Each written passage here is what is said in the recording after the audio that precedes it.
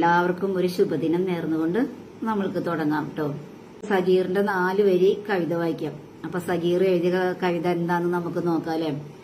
സുഖദുഃഖ സമിശ്രമാം ജീവിതം മാറ്റാം നമ്മുടെ കാഴ്ചപ്പാട്, ശുഭപ്രതീക്ഷ ശീലമാക്കിടാം, സുഖപ്രദമായിടും ജീവിതം നടപ്പിലാക്കാം, ജീവിതത്തിൽ നല്ലതു വരുമെന്ന സങ്കല്പം.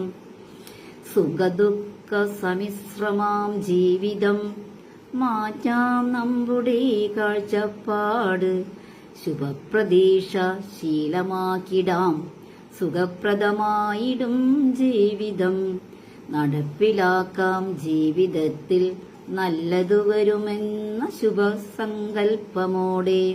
സഗീർ എഴുതിയ 4 വരി. അത് നമ്മളെപ്പോഴും അങ്ങനെ സുഖവും ദുഃഖവും എന്താ പറയാ, ഒരു നാണയത്തിന്റെ 2 വശം പോലെ നമ്മുടെ ജീവിതത്തിന്റെ 2 വശങ്ങളാണ് സുഖവും ദുഃഖവും. അപ്പൊ നമ്മുടെ കാഴ്ചപ്പാടൊക്കെ മാറ്റിയത് നല്ലത് വരുമെന്ന് എപ്പോഴും നമ്മൾ ശുഭപ്രതീക്ഷ കൈവിടാണ്ടിരിക്കാം. എത്രയൊക്കെ ദുഃഖം വന്നോട്ടെ, ആ ദുഃഖം ഒരിക്കലും നിലനിൽക്കില്ല. അതുപോലെ എത്രയൊക്കെ സുഖം വന്നോട്ടെ, ആ സുഖവും നിലനിൽപ്പില്ല. എല്ലാത്തിനും അതിൻ്റെതായ കുറച്ച് കഴിയുമ്പോൾ മാറ്റങ്ങൾ എടുക്കും. ഒന്നും സ്ഥിരമായിട്ട് നമ്മളിൽ നിൽക്കില്ല. അതാണ് പറയുന്നത്.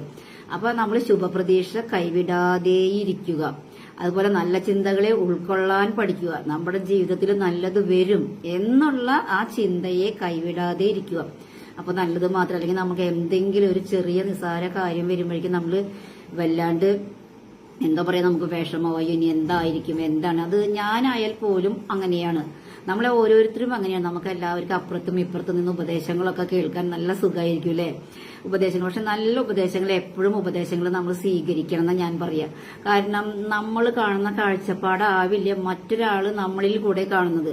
ചിലപ്പോൾ നമ്മളുടെ ശരികൾ മറ്റൊരാൾക്ക് തെറ്റാവാം, മറ്റൊരാളുടെ തെറ്റ് നമ്മൾക്ക് ശരിയായിരിക്കാം. അപ്പൊ അങ്ങനെയാവും. നമ്മളുടെ ശരി ചിലപ്പോൾ മറ്റുള്ളവർക്ക് അത് തെറ്റായി തോന്നാം. നമ്മൾ വിചാരിക്കുന്ന എല്ലാതും ശരിയെന്ന് നമ്മളെ ചിന്തിക്കൂ, മറ്റുള്ളവരാരും അങ്ങനെ ചിന്തിക്കില്ല.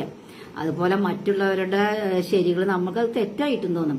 അപ്പൊ അതാരും കുറ്റം പറഞ്ഞിട്ട് കാര്യമില്ല. അപ്പൊ എന്നാലും ഭൂരിഭാഗം ആളുകളും അത് എന്തെങ്കിലും അറിവുള്ളവർ ഉപദേശിച്ച് തരുമ്പോൾ ആ ഉപദേശം നമ്മൾ സ്വീകരിക്കുക. അതിൽ എന്തെങ്കിലുമൊക്കെ ഉണ്ടായിരിക്കും. വെറുതെ ഉപദേശിക്കുകയായിരിക്കും. നമ്മളെക്കാളും മുതിർന്നവർ എന്തായാലും അവർക്ക് നമ്മളെക്കാളൊക്കെ കുറെ കാഴ്ചപ്പാടും അറിവൊക്കെ ഉണ്ടാവുമല്ലോ.